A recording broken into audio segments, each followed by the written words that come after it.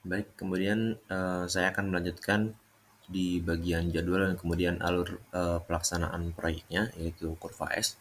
Untuk durasi total pelaksanaan proyeknya itu sendiri direncanakan akan berlangsung selama 12 minggu. Dengan rincian yang pertama itu pertama di pekerjaan pintu dan jendela itu sekitar 9 hampir 10% dari total pekerjaan, kemudian ada pekerjaan plafon di angka 13%. Kemudian di pekerjaan listrik dan kemudian pencahayaan ada di angka 19% kurang.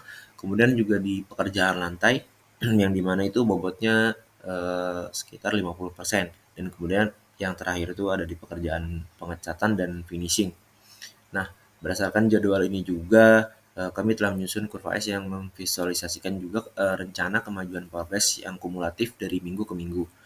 Misalnya dari akhir minggu ketiga, progres direncanakan mencapai 18,95% dan juga pada akhir minggu ke-9, progres juga ditargetkan mencapai 83,34% hingga 100% di minggu ke-12.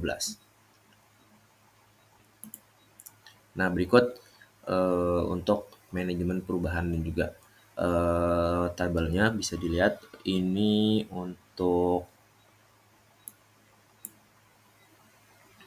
di bagian yang pertama ya, eh, itu akan dilaksanakan di minggu pertama dan kemudian lanjut lagi itu pekerjaan pertama ada pekerjaan listrik. Perkabelan itu dilaksanakan di minggu pertama dan minggu kedua. Kemudian untuk di minggu ketiga itu kami akan mengerjakan di pekerjaan pintu dan jendela.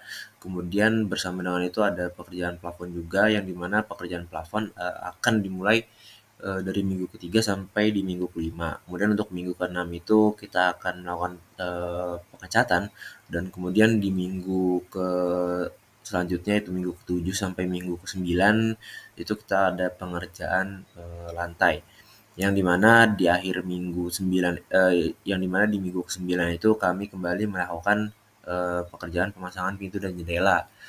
Kemudian untuk di minggu ke-10 dan ke-11 itu ada pekerjaan listrik kembali sebelum nanti akhirnya di minggu ke-11 dan ke-12 itu kita kembali melakukan finishing. Untuk selanjutnya itu adalah di bagian kontrak kontrak kerja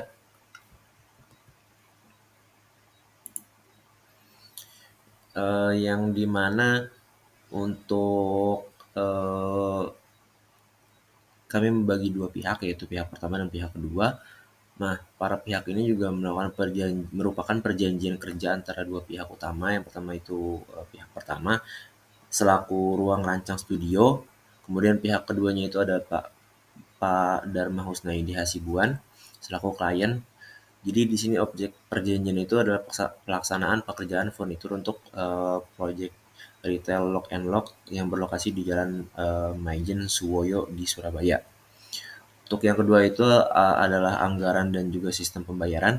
Total nilai kontrak untuk proyek ini sekitar Rp63.172.875. Dengan sistem pembayaran itu menjadi 3 tahap. Yang pertama itu uang muka sebesar Rp20 juta yang dibayarkan saat penandatanganan kontrak sebagai tanda dimulainya pekerjaan. Kemudian untuk termin yang kedua itu sebesar 30 juta dibayarkan ketika progres pekerjaan telah mencapai 50%. Dan kemudian yang terakhir itu ada di pelunasan, itu dilakukan setelah seluruh pekerjaan selesai. Dan juga penting untuk diingat ada biaya-biaya juga yang tidak termasuk dalam RAB seperti pengadaan alat elektronik dan juga pekerjaan tambahan lainnya. Untuk jadwalnya sendiri tadi sudah dijelaskan juga. Dan kemudian untuk manajemen perubahan dan risiko dalam setiap proyek, potensi adanya perubahan dan risiko juga perlu dikelola. Yang pertama itu untuk perubahan rencana, jika pihak kedua menginginkan perubahan desain atau spesifikasi, maka menandatangani berita acara perubahan, kemudian seluruh biaya yang timbul akibat perubahan tersebut menjadi tanggung jawab pihak kedua. Kemudian jika perubahan spesifikasi berasal dari pihak pertama, yaitu dari pihak kontraktor, maka harus ada persetujuan terlebih dahulu dari klien. Kemudian untuk force major, untuk kejadian tak terduga seperti bencana alam ataupun kebakaran yang menyebabkan keterlambatan atau kerusakan, kedua belah pihak sepakat untuk menanggung kerugian secara adil melalui musyawarah. Kemudian untuk penyelesaian masalah, segala permasalahan yang mungkin timbul akan diupayakan untuk diselesaikan secara musyawarah mufakat. Kemudian untuk pemeliharaan, setelah proyek selesai dan diserah terimakan, pihak pertama memberikan masa pemeliharaan selama 30 hari terhitung dari tanggal yang selesai. Jaminan itu mencakupi perbaikan aksesoris furnitur yang tidak berfungsi, kemudian juga perbaikan pada sambungan kayu yang mungkin mengalami keretakan.